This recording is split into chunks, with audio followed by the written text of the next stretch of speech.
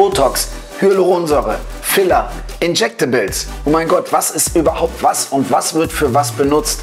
Meine Kollegin und ich, wir werden euch heute darüber einmal aufklären.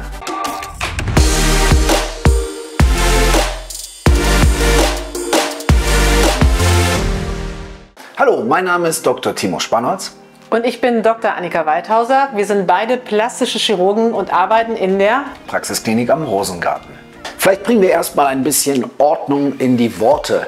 Es gibt ja den Begriff Filler, Injectable, Skin Booster, Botox, da kommt man ja auch ziemlich durcheinander. Wenn man das mal voneinander trennt, hat man einmal die Gruppe der ganzen Botulinumtoxine, Botox, die eine Muskellähmung machen, und wir haben Füllstoffe, die Falten auffüllen können.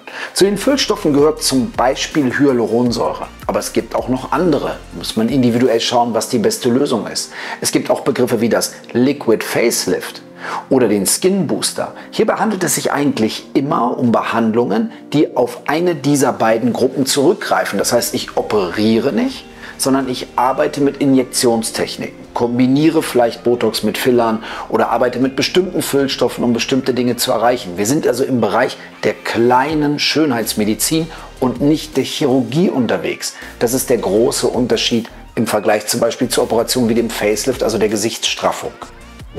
Viele Patienten kommen zu uns in die Klinik wegen einer Faltenbehandlung, zum Beispiel im Gesicht. Und ob Botox oder Hyaluronsäure da das richtige Mittel der Wahl sind, ist oft gar nicht so klar, weil man vielleicht nicht genau weiß, was genau macht denn Botox und was macht Hyaluronsäure. Fangen wir einfach mal mit dem Botox an. Botox ist ein Medikament, was ein Muskelrelaxanz ist. Das bedeutet, der Muskel, in welches es injiziert wird, wird gelähmt.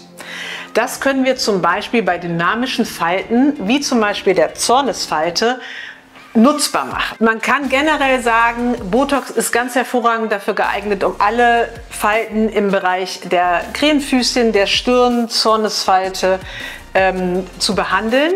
Alles, was da drunter liegt, kann man mit anderen Methoden verbessern. Was Wichtige beim Botox ist, dass Botox überhaupt gar kein Volumen hinzufügt. Wenn also irgendwo Volumen fehlt, in der Falte oder in der Wange oder irgendwo Patienten Wünsche haben nach mehr Volumen, hilft Botox nicht. Botox bremst nur die Bewegung in der Tiefe und damit die Faltenbildung an der Oberfläche. Im unteren Gesicht, Stichwort Hyaluron. Was macht denn zum Beispiel Hyaluronsäure im unteren Teil des Gesichts? Hyaluronsäure ist im Gegensatz zum Botox ein Füllmaterial. Es füllt Falten auf. Das hat nichts mit der Dynamik zu tun, sondern rein mit der Höhe, was eingebracht wird. Das heißt also, wenn ihr zum Beispiel Falten habt im Bereich Nasolabialfalten beispielsweise, Marionettenfalten, gelegentlich auch mal als Merkel-Falten bezeichnet, oder aber auch zum Beispiel sehr tiefe Zornesfalten, dann kann man diese Falten auffüllen mit Volumen. Das heißt, die Falte selber wird geglättet und wird ebener.